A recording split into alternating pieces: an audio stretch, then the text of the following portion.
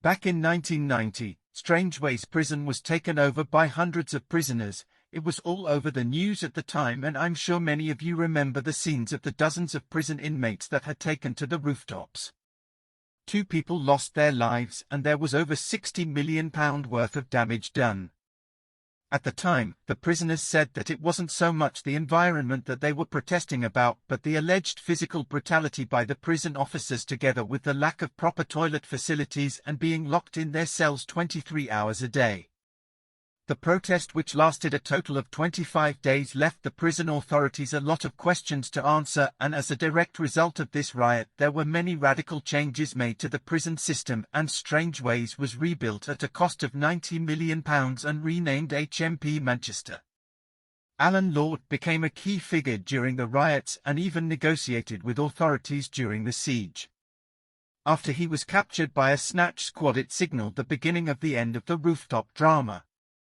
Alan had been jailed for 15 years as a teenager for murder after a botched robbery. Alan is 55 years old now, and after serving 32 years, after time added on for a string of escapes and a few bust-ups inside, he is now a free man and has turned his life around. He now runs a gym in Radcliffe and puts his energy into this and warning youngsters about offending, saying that prison will never be a bed of roses. Alan spoke to us about Paul Sykes. The first time I saw Paul, this man that I had heard so much about, was in Strangeways in 1981. He was passing through Strangeways on the ghost train. I'd only just got there, and Paul was doing a powerlifting competition, and on first impressions I thought he was a huge, powerful and imposing figure of a man, a ridiculously strapping fella up close.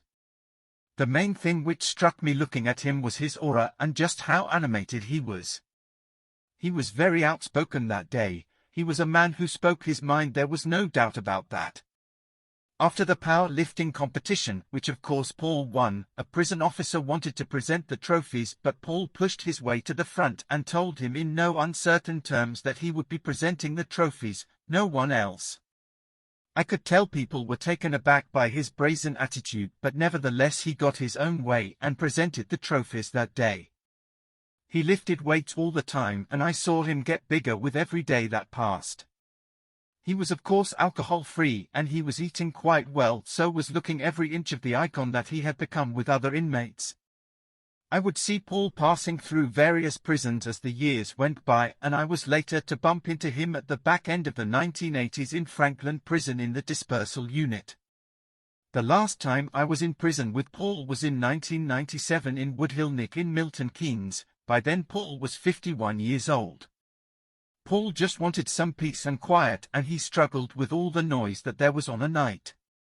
He would be cranky and going mad in the morning because of the lack of sleep. He'd be shouting at the screws and demanding to see the governor.